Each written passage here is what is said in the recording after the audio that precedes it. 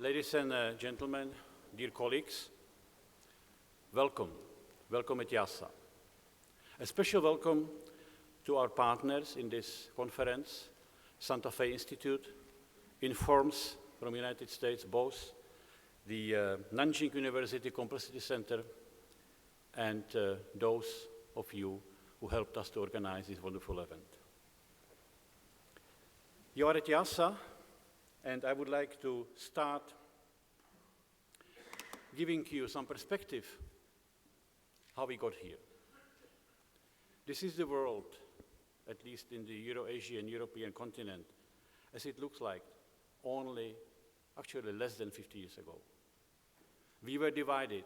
We were divided by physical divide called Berlin Wall. We had an Eastern Bloc, we had a Western Bloc, and we had even a danger of possible Third World War after the Cuba crisis.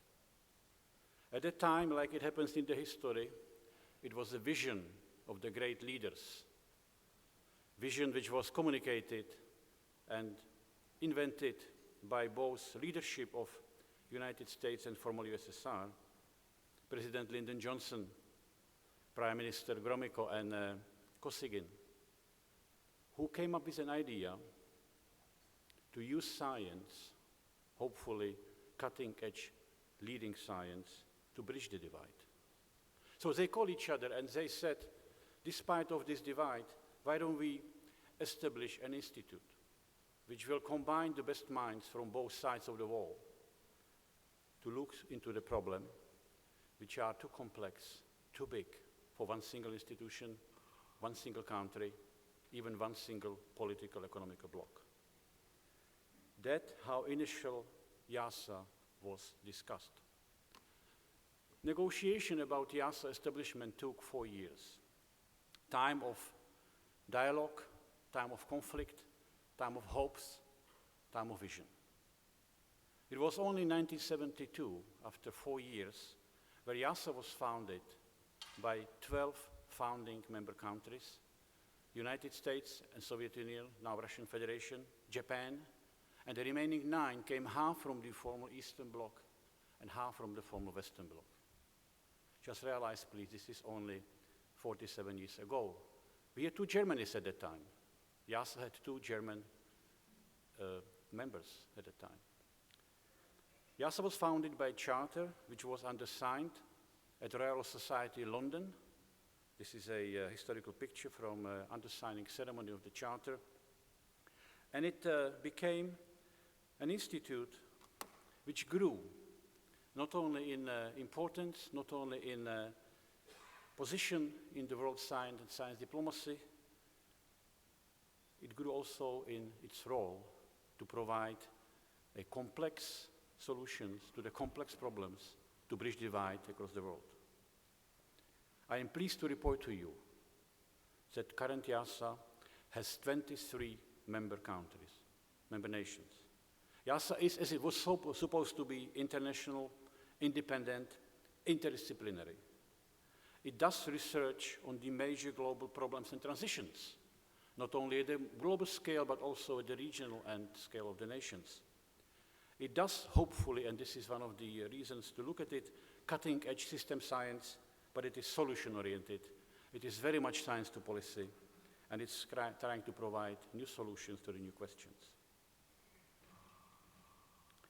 The current membership represents more than 70% of the world economy.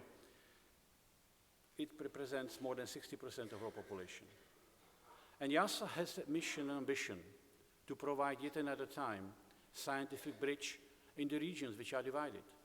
For example, we are actively involved at this moment in discussing with some of the key countries in Middle East to join IIASA for the same purpose. Science is the best language to work across divide. But what is IIASA really? It's very difficult to explain what IIASA is because I've been looking around the world about the similar institutions with respect to governance and the position, and actually it's very hard to find because we are a combination of a house of institute here with about 400, as I call it, warm bodies, 323 researchers from 40 countries. But we are also a major hub for convening of scientists from member countries and outside the world. So for example, in 2014, we have welcomed more than almost 1,500 visitors and collaborators coming from around the world. These are visitors coming here to work, not just to see us. We got about 4,000 alumni around the world and about 3,500 actively connected to us in our international networks. We have signed major memoranda with more than 600 partner institutions around the world with whom I'm collaborating. So for example, in 2014, this is the financial year, I'm talking about 2,500 researchers were involved in IIASA, collaborative projects, networks, activities around the world. And I believe this is one of the reasons behind success, hubbing, being able to connect in a very free, fantastic environment which you are witnessing and being with us today.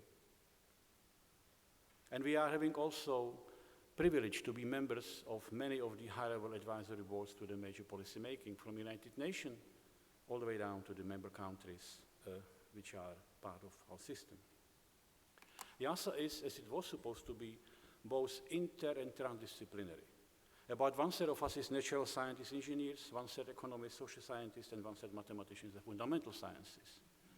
This is key because what we try to do to form the teams from those disciplines and more around the problems. So one way we portray system analysis at IIASA is this. We are integrated, we are inter and transdisciplinary, we are international, independent, very fundamental for IIASA position. We have a member countries, member organizations, but they do not own us in the way like you would expect from the United Nations system. For example, the hiring at IIASA is based on merits, and then on the nationality, and then on the geographical position. Scientifically leading, hopefully, but solution-oriented. We are long-term, and we are about trade-offs between disciplines, between sectors, and between the solutions. But what is really system analysis? When I came here 3 years ago, actually almost 4 now, in my inaugural speech to the staff, I asked, why don't you send me a mail overnight and give me your definition of system analysis? I received 70+ different definitions. So when you have 5 minutes to explain to head of state, and I have privilege to have done it a couple of times if we are some member state, what is really system analysis? I'm showing this cartoon. So this is a cartoon, and this is obviously a print, and this is a print of a book page, and obviously it's a very bad print, and nobody probably would buy such a book unless you would be very curious what is this book about, and you will buy it, bring it to the graphologist, and then after some time you will get back this. Some of the words will be printed clearly. It's summer in this case, temperature, winds, and again shade. Probably most of us would say this book must be about meteorology or about climate, right? Actually, it's a Shakespeare tale. I'm using this to illustrate how important it is to think in systems. Because we are all brought up in our disciplines. We are all wind mathematicians or summer temperature biologists or sociologists talking about shade and life. And we have been brought up to try to build up this fantastic tale of the Earth system, of the global system, by putting together these disciplinary views without being too much worried about the connectivities, feedbacks, and multiple connections. So the tale, which is down, could be only built up when we focus more on the way how the systems works in its interactions. And this is not only true, by the way, for disciplines. Just try to imagine these are political sectors. These are ministries. This is a policy making. This is how we govern the current world. Energy minister is not talking to a minister of environment because they compete for the budgets. This could be also countries divide. Israel, Iran, Pakistan, India. These are those clearly printed words. So system analysis is try to understand the way how we connect, how we make a tale of the sustainable transition in the way which it deserves. What does it mean? Let me just go to a very recent event. We were in New York proudly to see adoption of 17 Sustainable Development Goals. And we were proud because some of them were based on IIASA work. For example, number 7, energy, is fully supported by IIASA papers, IIASA energy assessment. But then we realized that these 17 goals are, by the way, 168 targets. They are all these loosely connected words of the Shakespeare tale. There is no discussion about how to connect.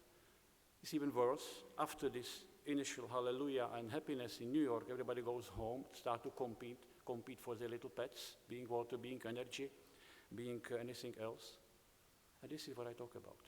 This is where us, system analysts, IIASA, Santa Fe, all of you should step in and say, there is a better way to do it. Better way to do it cleverly, not to misinvest, to connect, to understand how energy and water and environment and food connects together, because we can provide such a science behind that. So my Shakespeare tale, my theoretical picture of system analysis has a very practical implications.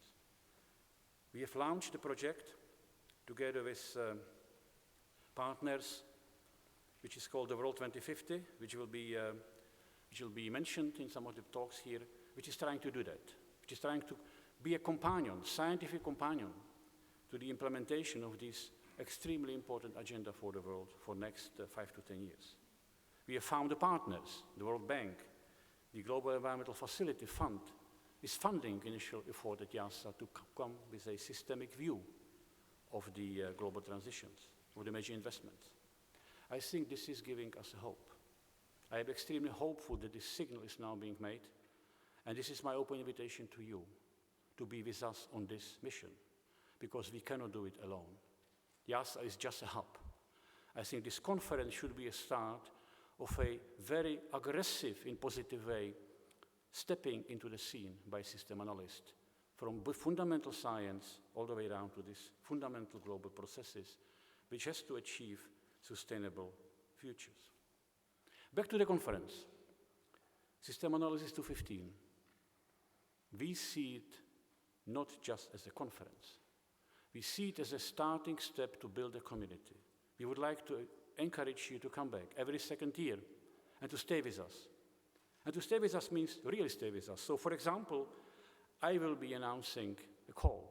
IIASA is putting investment, money, on a so-called System Analysis Forum call for projects which should be based on a collaboration between you coming here and my IIASA staff.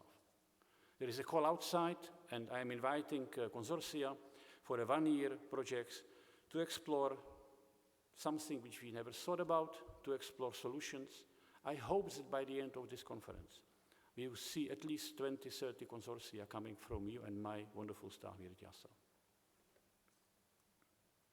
So, thank you all. Thank you all for being here, especially our partners, 3 partner institutions, and also thank you to IIASA wonderful staff. Please read their names on the back of your book, because they have done an enormous job to bring us here and to bring this to the state as we are now. It's being lively broadcasted to many of the NMO countries. There are sessions around the world in NMO countries. So thank you again, and all of you, welcome at IIASA.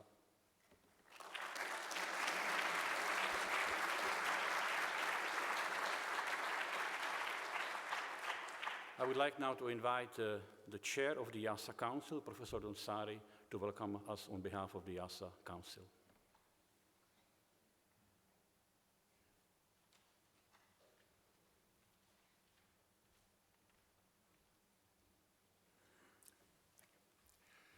Thank you, Pavel.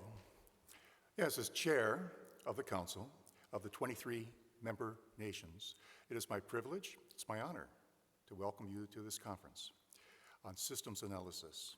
Now, I think it's highly, highly appropriate that this conference is being held at the International Institute for Applied Systems Analysis.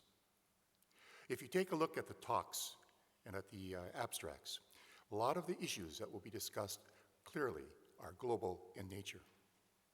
And, excuse me, and here, they're global in nature, and it's going to require input and comments from around the world. And here, IIASA is quite fortunate. You see, of the 7 continents that we have, 6 of them, we have representatives.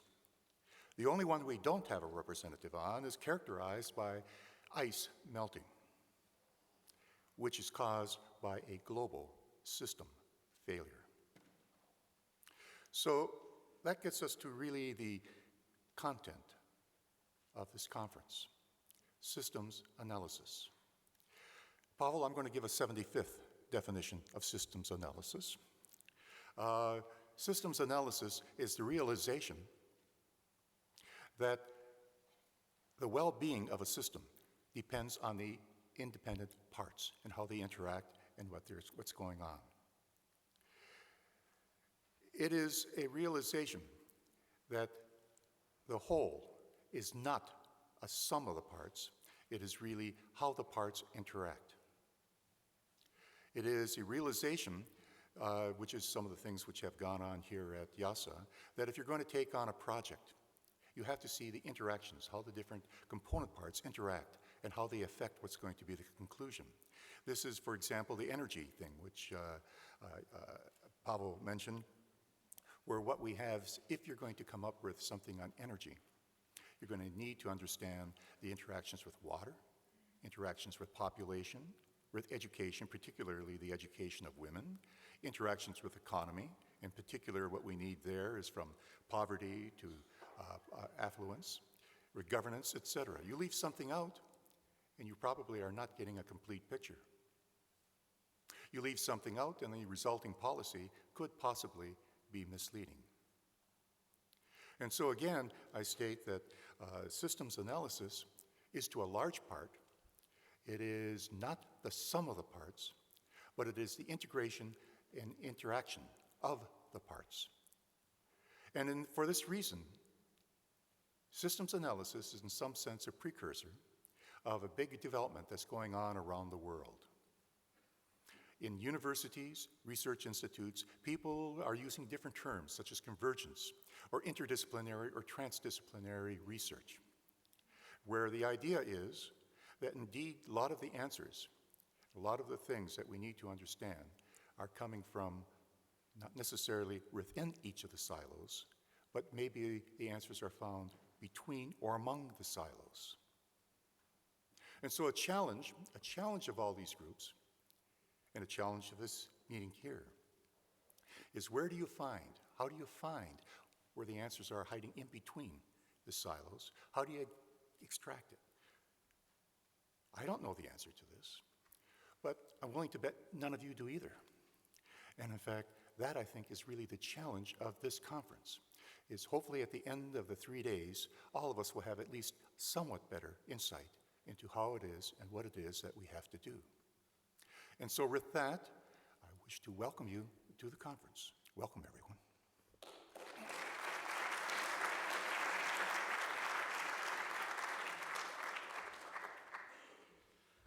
Thank you, Don, and thank you, full council. Some of you are here for enormous support and really a lot of shoulders behind IIASA. Ladies and gentlemen, the founding director of IIASA, Howard Reifa, is one of the most known and most respected system analysts around the world. Howard Reifa was the one who was first director here. He was the one who was implementing the vision. And Howard Reifa has visited IIASA 3 years ago for 2012 IIASA anniversary conference. Howard Reifa is unfortunately not able to be with us because of the physical conditions he is now in. But Howard Reifa was visited by some of us in his home, and he prepared for all of us video message. I would like ask my staff now to put up Howard Reifa address.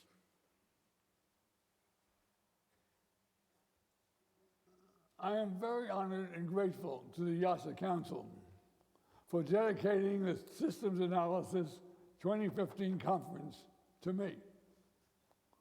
Looking back to what has been accomplished in systems analysis over the past decades, it seems to me that there has been less progress than desirable with integrating methodology with real decision problems.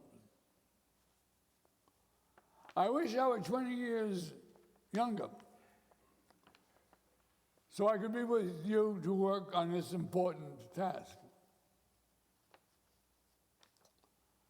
I wish, there are lots of wishes. I wish you an enjoyable and productive 3 days. Thank you all.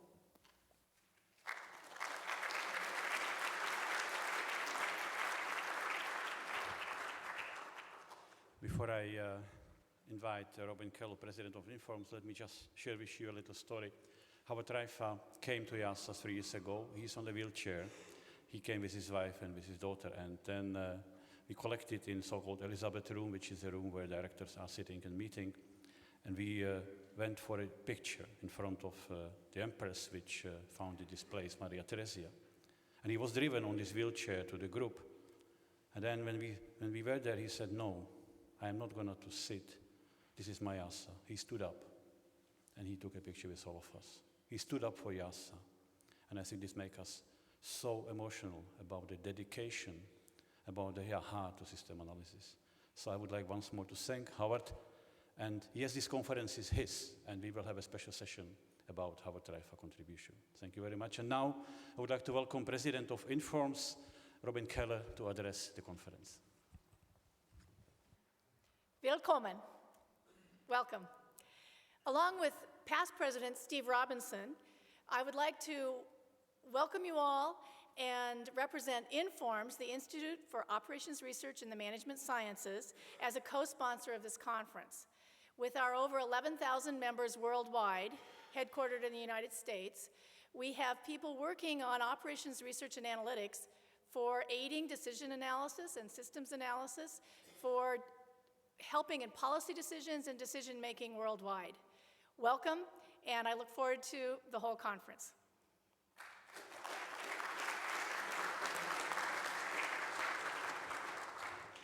Thank you, Robin, and thank you also for all the support in getting the speakers from Informs and getting Informs community with us here. The next important partner to the System Analysis Complexity Science Enterprise is the Complexity Institute from Singapore, Peter Slot. Peter, I think I should say goedemorgen, huh? That's right. Okay, please. So, I was reading this book of Robert Persick on Zen and the Art of Motorcycle Maintenance. And on page 13, I came across this beautiful quote that I want to share with you. And it says that the real purpose of scientific method is to discover that nature has not misled you into thinking you know something you actually don't know. And this is all what system analysis is about, to see how we can actually understand what nature is telling us and find out where we make all those mistakes that we're constantly making, but have a very scientific method to actually discover those mistakes. And therefore, I'm so glad that we have this conference with all those new methods and tools coming about. And so also on behalf of NTU, Singapore, and the Complexity Institute, I do welcome you to this lovely conference. Thank you.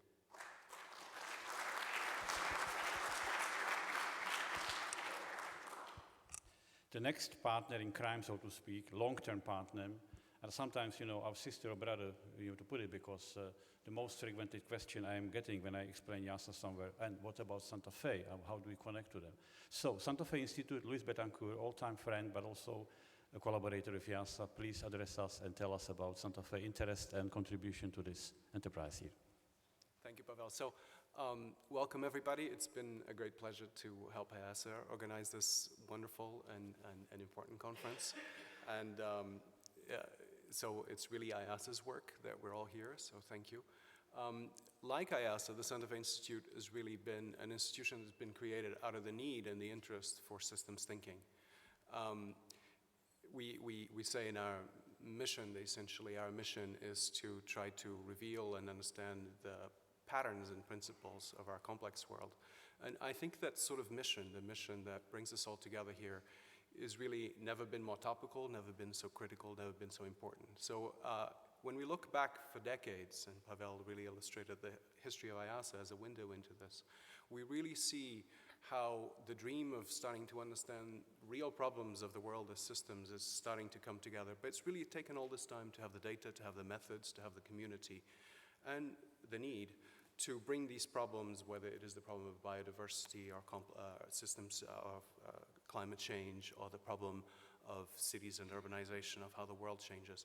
It's really now that we're starting to put all the pieces and the information together in order to start dealing with these problems. So it's very important then to start formalizing these ideas, to seeing their power, and to see where they can take us over the next few days. So it's a critical time to be alive, it's a critical time to be a scientist, and it's a critical time to start thinking really as systems and see where these ideas really can take us.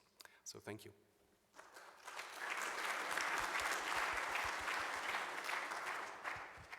And finally, and certainly not last, the conference program came to its existence by collaboration within the scientific steering committee of the conference. And many of you, of our members, are in the room. The committee had 2 vice chairs, still has 2 vice chairs, I must say, both of them from IIASA, because it was simply practical to work at IIASA from here. And I would like to first invite them to the stage. It's Dr. Elena Rowenskaya, Director of the IIASA System Analysis Program, and Dr. Ulf Dickmann, Director of the IIASA Evolution Ecology Program. And they will lead us through the proceedings of 3 upcoming days. Dear colleagues, dear friends, also on behalf of the scientific committee, Ulf and I would like to welcome you here in Luxembourg. This presentation, as Pavel mentioned, is meant to guide you through the conference, through the program. Yeah, a warm welcome. What we would like to show you is outline the rationale for the intellectual journey that we are going to undertake together over the next 3 days with the great minds that have kindly agreed to be our speakers. The overall helicopter view on this conference comes in 3 parts. The theme 1 is on contemporary challenges. It's obviously abridged requirement analysis. What does systems analysis have to tackle? Theme 2 is about options. It's about methodological innovations. What is available for tackling the requirements? And theme 3 moves towards solutions. How can we put the puzzle together, and how can we contribute to solving problems pressing the world? This is complemented by an array of ancillary events. We have music and science, a wonderfully populated poster session with almost 100 contributions. You saw many of them already. We have a high-level public lecture organized together with the Austrian Academy of Science on the 2nd evening, and we will all try to wrap it up with a discussion panel on Friday. Next will be a framing session, and that is, in a sense, the conference in a nutshell. 2 talks by very eminent scholars, Simon Levin and Nebojša Nagicinovic, reflecting on the current revival of system thinking and on major challenges ahead, and illustrating recent applications and the plurality of systems analytical approaches. Moving on to session 1, requirements for methodological advances in systems analysis, we will focus just briefly, just 3 talks, on a couple of arrays that epitomize the challenges that lie ahead of us in the methodological advances for transformative research, in linking socio-ecological modeling and defining sustainability criteria for systems models. Session 2 then broadens the scope to what we ambitiously call transdisciplinary inspiration in system thinking, taking us through an array of fields that define systems in different ways. Systems boundaries, systems elements, all this is not as integrated as systems analysis maybe sometimes pretends it's to be. And that's a good thing, because we get inspiration from these different system concepts, so we put that at the beginning for that purpose. Session 3 then gets us to the meat of the conference, the art and craft of systems analysis, and session 3 in particular focuses on a range of established methodologies that have developed new twists and that show new promise over the past few years, and we would like all of us to collectively become aware of a number of these very promising leads. And with that, Elena. Then we proceed to Howard Reifer's session, in which we would like to commemorate his pioneering contributions to systems analysis, and the 4 talks that will be given there will show how this influencing contemporary research and practice of systems analysis. Tomorrow in the evening, as was already mentioned, there will be also a joint IIASA and Austrian Academy of Sciences public lecture by Robert Dycraft, Building Bridges Between Science and Policy. Please stay with us for this very important and inspiring lecture. Session 4, New Methods for Understanding Complex Systems, develops Session 3 that we had before and opens up the whole avenue of new methods, potentially useful to systems analysis to tackle new challenges of studying major transformations. This session will provide a horizon scan of new methods and approaches, and the talks that we have collected here will discuss network dynamics, phenomena of self-organization, emergent phenomena, collective behavior, and also touch upon big data and visualization. In session 5, addressing diversity in social systems, we would like to review together with you methodological approaches that facilitate stakeholder involvement and promote accounting for stakeholder diversity.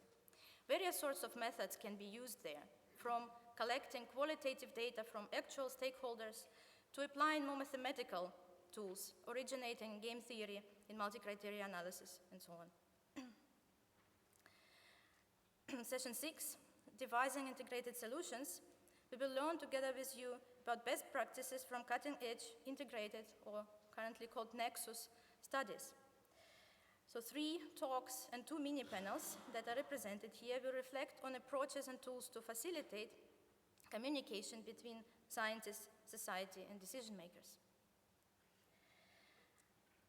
And finally, we will have a closing session in which Ulf and I will present the conference synthesis that we will be writing during these 3 days and reflect on the outlook on systems analysis. To strengthen that even further, we will also have panel discussion discussing possible visions of those outlooks. I'm also very happy to announce that we will be awarding prizes during the conference. There will be 2 types of prizes.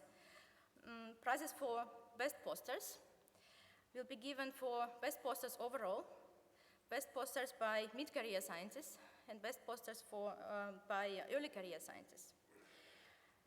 If colleagues that win these awards happen to be from outside the IIASA, as Pavel mentioned, so in order to facilitate, to support collaboration, the winners will be invited to return to IIASA for 1 week to explore further possible opportunities for collaboration. If the awards go to IIASA staff members, then they will receive support to, vice versa, to travel somewhere else to participate in the conference. So please vote online on this link. So it depends on all of us, so we can define the best posters in the conference. And the second type of awards we have is a Twitter award. Tweeters will be displayed on the screen on the right from me. Again, so tweet your favorite quotes. We had already heard several good ones, I guess, in the morning, so I'm sure we will hear many more. And then the author of the most interesting and popular tweet will win an iPad mini. We begin our conference. We are looking forward to a very interesting and inspiring conference together with you. And with that, we would like to welcome Donsari, Council Chair, again to the stage, who will be introducing us to the framing session.